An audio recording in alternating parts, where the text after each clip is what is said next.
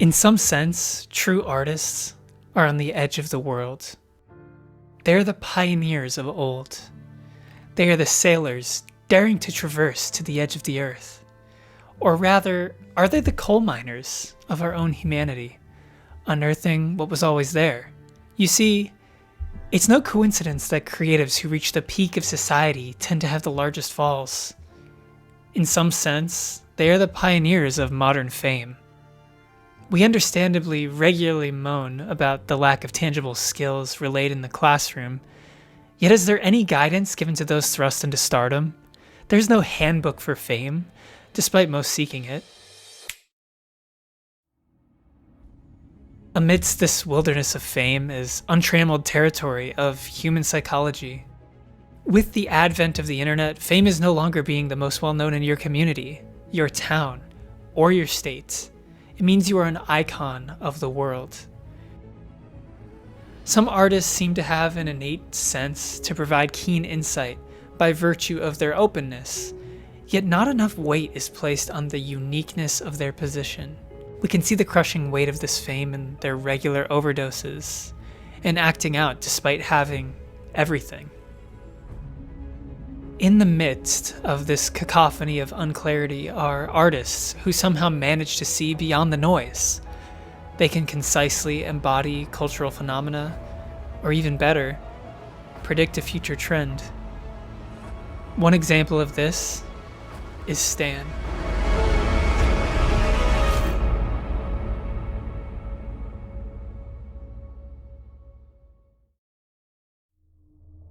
Stan is a man who is an avid fan of Eminem. He attends concerts and meetups and regularly sends letters to his beloved artist. I know you probably hear this every day, but I'm your biggest fan. I even got the underground stuff that you did with Scam. Anyways, I hope you get this, man. Hit me back. Just a chat. Yours truly, your biggest fan. This is Stan. This unbridled adoration turns into entitled frustration as the song progresses.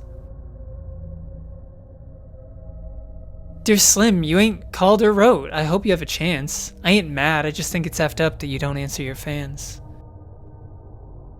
Even further, Stan begins to take a turn into delusion. My girlfriend's jealous because I talk about you 24/7, but she doesn't know you like I do, Slim. No one does. She don't know what it was like for us growing up. You gotta call me, man. I'll be your biggest fan you'll ever lose. Sincerely yours, Stan. P.S. We should be together, too. Hey, Slim. I drank a fifth of vodka. You dare me to drive? You know the song by Phil Collins, In the Air of the Night? About that guy who could have saved another guy from drowning, but didn't? Then Phil saw it all. Then at a show, he found him. That's kind of how this is. You could have rescued me from drowning. Now it's too late. I'm on 1,000 downers now. I'm drowsy. And all I wanted was a lousy letter or call.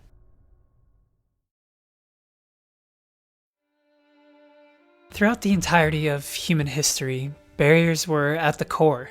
When a natural disaster occurred across the world, there was no news story of it. At least, until someone who heard of it took the multi-month journey across an ocean to deliver said news. Yet more specifically, there was no such thing as a long-distance connection. If one of your friends or family members traveled, they may have stayed in your mind, but there was no way to access a photo of them, no way to see them on a screen, and no way to speak to them other than letters. There was a harsh disconnect. In the modern era, we have the polar opposite, non-stop connection across the world at any moment with any individual instantly, as well as a record of their history of digital appearances. This is amazing for staying in contact with loved ones or connecting with global citizens. However, human psychology was not prepared for all of it. As idols become less abstract and more real, individuals felt more connected to them. They are friends. They are best friends. But what is Eminem saying exactly? Is he simply saying that crazy people are allowed free access to terrorize others with modern technology? Is he saying that neurotic tendencies are amplified through the digital era? Perhaps a little from each column, but the warning is severe and morbid.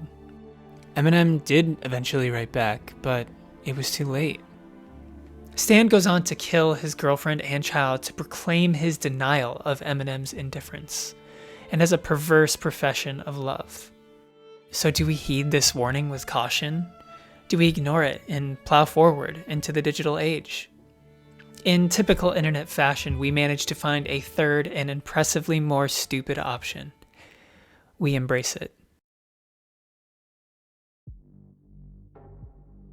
Stan has been subsumed nominally into predominant social media culture.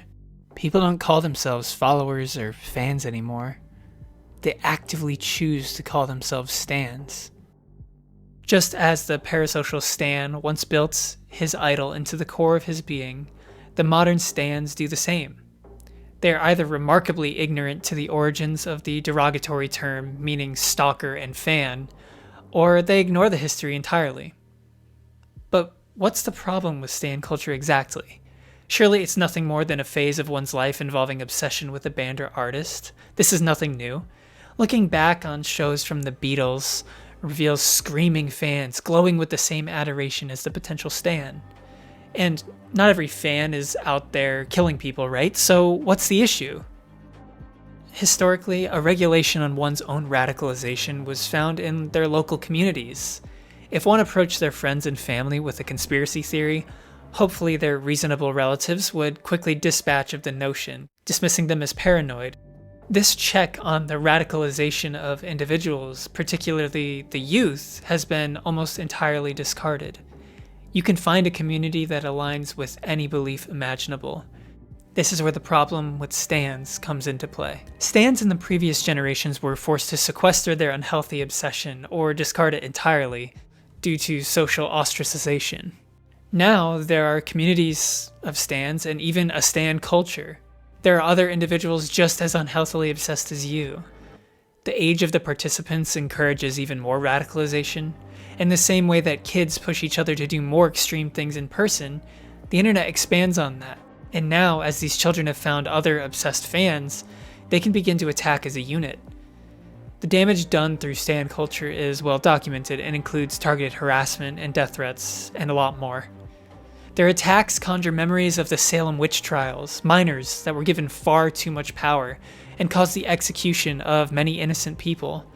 The riling up of a mob is powerful, even in a small community, but when the mob reaches millions, it becomes completely unmanageable. But what is the solution to the situation? In all honesty, abandonment. The problem is in the age of access to social media. Parents must limit adolescent access to the internet. It's the perfect place to find a community to fuel delusions. My own sanity takes critical damage on brief glimpses of social media at times. There's enough research on the damage of unrestricted access to social media to reduce adolescent use of it.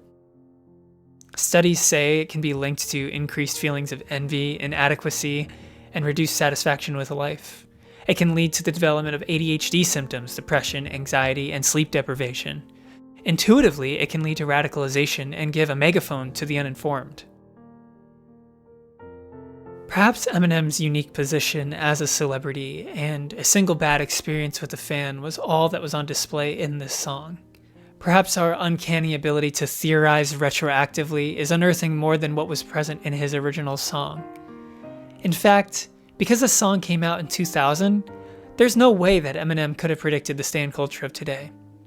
However, the way art is able to be retroactively analyzed with the context and wisdom of today is the precise reason that it is timeless. There will always be thought-provoking art to turn to.